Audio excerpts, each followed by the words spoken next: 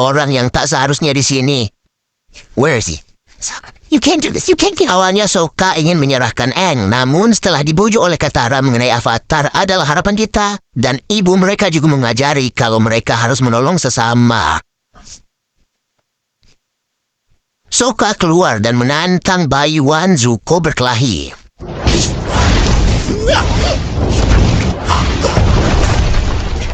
Tentu saja Sokka kalah karena ia bukanlah penguasa elemen apapun. Namun untungnya Aang datang dan kini barulah pertarungan seimbang.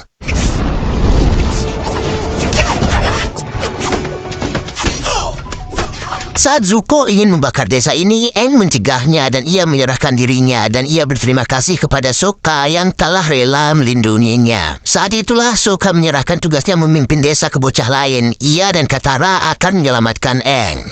Let's go save that weird kid. Aang bertanya kepada Iroh mengapa kerajaan api memulai perang ini. Iroh pun menjawab kalau sang raja percaya dengan menyatukan dunia di bawah satu aturan, maka dunia akan sejahtera.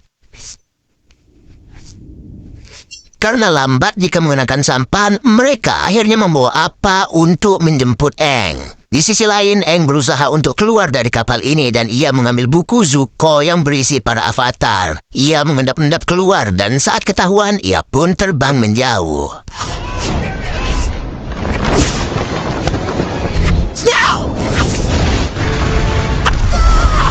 Sialnya, Aang terkena tembakan dari Zuko sehingga ia terjatuh. Namun untungnya Sokka dan Katara datang tepat waktu.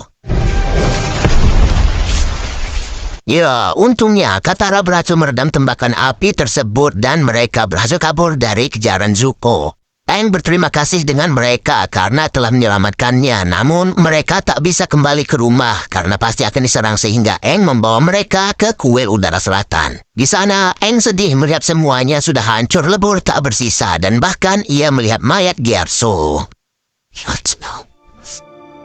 Aang yang teringat dengan Gyatso pun menjadi lepas kendali karena kekuatan avatarnya tiba-tiba muncul yang membuat Katara dan Sokka ketakutan.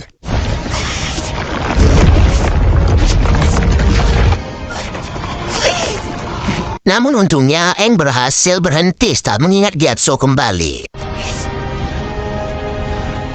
Katara datang menenangkannya dan Sokka bertanya mengapa hal itu bisa terjadi dan Aang juga tidak tahu. Aang tak akan membiarkan kematian teman-temannya sia-sia dan ia akan belajar menguasai keempat elemen dan menolong dunia. Ya sebagainya. Episode 2 diawali dengan Zuko yang marah-marah karena buku tentang avatarnya hilang. Iroh mencoba menenangkannya dan bilang mereka pasti bisa menemukan avatar itu. Di sisi lain, Aang dan yang lain berencana ingin pergi ke Pulau Kyoshi, tempat asal avatar Kyoshi, dan mungkin Aang bisa mendapatkan sesuatu di kuilnya untuk belajar menguasai kekuatan avatarnya. Sokka sempat mengajak Katara pulang, namun Katara tak mau karena ia ingin membantu Aang dan juga kalau mau pulang mereka sudah kejauhan. Yeah. But I can't go back. Di sana, Aang juga menemukan seekor binatang terbang lagi dan juga Katara menemukan gulungan jurus air yang diberikan oleh nenek. Sebelum berangkat ke Pulau Kyoshi, mereka menguburkan jasad Gyatso terlebih dahulu. Binatang terbang itu ingin ikut juga dan Aang memberinya nama Momo. Di sisi lain, Iroh membawa Zuko ke sebuah tempat berupa pelabuhan yang merupakan pusat informasi. Mereka bisa mendapatkan informasi mengenai avatar di tempat ini. Have sticky rice. Singkat cerita, mereka tiba di kuil avatar Kyoshi dan Sokka langsung saja masuk tanpa izin ke dalam. Hey!